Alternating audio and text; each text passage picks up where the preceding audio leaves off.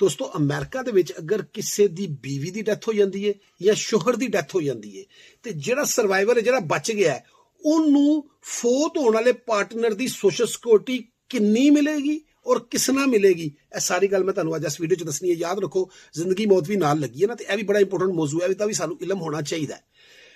Channel ਨੂੰ subscribe ਕਰ ਲਓ, ਵੀਡੀਓ ਨੂੰ ਆਖਰ ਤੱਕ ਦੇਖਣਾ। ਪਹਿਲੇ ਗੱਲ ਮੈਂ ਤੁਹਾਨੂੰ ਸਿੱਧੀ ਕਲੀਅਰ ਕਰਦਾ ਕਿ ਜਦੋਂ ਇੱਕ ਪਾਰਟਨਰ ਦੀ ਡੈਥ ਹੋ ਜਾਂਦੀ ਹੈ, ਦੋਵੇਂ ਸੋਸ਼ਲ ਸਿਕਿਉਰਿਟੀ ਲੈ ਰਹੇ ਨੇ, ਇੱਕ ਦੀ ਡੈਥ ਹੋ ਜਾਂਦੀ ਹੈ ਤੇ ਅਮਰੀਕਾ ਸੋਸ਼ਲ ਸਿਕਿਉਰਿਟੀ ਦਾ ਕਾਨੂੰਨ ਹੈ ਕਿ ਦੂਸਰੇ ਦੀ ਪੂਰੀ ਸੋਸ਼ਲ ਸਿਕਿਉਰਿਟੀ ਨਹੀਂ ਉਹਨੂੰ ਮਿਲ ਜਾਣੀ। ਇਹ ਨਹੀਂ ਹੋਣਾ ਕਿ ਜੀ ਉਹ $1000 ਲੈ ਰਹੀ ਹੈ ਤੇ ਬੀਵੀ ਤੇ ਸ਼ੋਹਰ ਦੀ ਡੈਥ ਹੋ ਗਈ ਹੈ ਤੇ ਬੀਵੀ ਉਹਨੂੰ ਸ਼ੋਹਰ ਨੂੰ ਵੀ $1000 ਮਿਲ ਰਿਹਾ ਸੀ, ਹੁਣ ਬੀਵੀ ਨੂੰ 2000 ਮਿਲਣਾ ਸ਼ੁਰੂ ਹੋ ਜਾਏਗਾ। ਨੋ ਵੇ।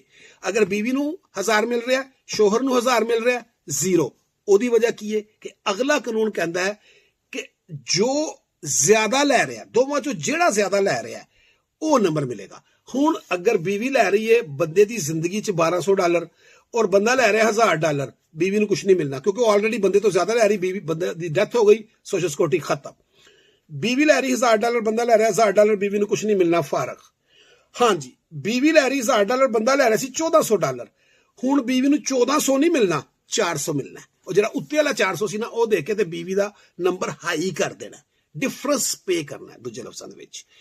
ਹੁਣ ਇੱਕ ਹੋਰ ਸਿਚੁਏਸ਼ਨ ਹੈ ਕਿ ਅਗਰ ਹਸਬੈਂਡ ਲੈ ਰਿਹਾ ਹੈ $1500, ਬੀਵੀ ਸੀ ਹਾਊਸ ਵਾਈਫ, ਉਹ ਲੈ ਰਹੀ ਸੀ $700, ਹੁਣ ਹਸਬੈਂਡ ਦੀ ਡੈਥ ਹੋ ਗਈ, ਹੁਣ 1500 ਪਲੱਸ 700 ਨਹੀਂ ਮਿਲਣਾ, ਉਹ 1500 ਜਿਹੜੀ ਫੁੱਲ ਰਕਮ ਜਿਹੜੀ ਹੈ ਉਹ ਮਿਲ ਜਾਏਗੀ ਬੀਵੀ ਨੂੰ। ਹੁਣ ਯਾਦ ਰੱਖੋ, ਇਹ ਇੱਕ ਮੈਂ ਤੁਹਾਨੂੰ ਬੜੇ ਸਾਦਾ ਲਫ਼ਜ਼ਾਂ 'ਚ ਸਾਰਾ ਪ੍ਰੋਗਰਾਮ ਦੱਸਦਾ ਹੈ। ਹੁਣ ਇਹ ਮਿਲੇਗਾ ਕਿਸ ਨਾਲ?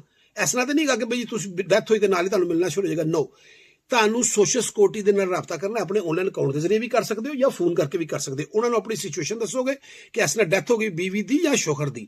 ਉਸ ਤੋਂ ਬਾਅਦ ਉਹ ਤੁਹਾਡੇ ਕੋਲ ਡਾਕੂਮੈਂਟਸ ਮੰਗਣਗੇ, ਸਬੂਤ, ਡੈਥ ਸਰਟੀਫਿਕੇਟ, ਨਕਾਹਨਾਮਾ, ਮੈਰਿਜ ਸਰਟੀਫਿਕੇਟ ਔਰ ਤੁਹਾਡੀ ਰੈਜ਼ੀਡੈਂਟ ਦੇ ਸਬੂਤ, ਸੋਸ਼ਲ ਸਿਕਿਉਰਿਟੀ ਦੇ ਸਬੂਤ, ਸਾਰਾ ਕੁਝ ਲੈ ਕੇ ਫਿਰ ਉਹ ਆਪਣਾ ਫਾਰਮੂਲਾ ਲਾਣਗੇ। ਹੁਣ ਯਾਦ ਰੱਖਣਾ, ਮੈਂ ਤੁਹਾਨੂੰ ਦੱਸਿਆ ਬੜੇ ਸਾਦਾ ਲਫ਼ਜ਼ਾਂ 'ਚ, ਉਹਨਾਂ ਦਾ ਫਾਰਮੂਲਾ ਡਿਫਰੈਂਟ ਵੀ ਹੋ ਸਕਦਾ ਹੈ, ਲੇਕਿਨ ਜੋ ਉਹਨਾਂ ਨੇ ਇੱਕ ਗਾਈਡਲਾਈਨ ਦਿੱਤੀ ਹੈ ਉਹ ਇਹੋ ਹੀ ਹੈ ਕਿ ਜਿਹਦਾ ਹਾਇਰ ਨੰਬਰ ਹੋਏਗਾ ਜਾਂ ਜੋ ਹਾਇਰ ਨੰਬਰ ਹੋਏਗਾ ਉਹ ਹੀ ਮਿਲਣਾ ਹੈ।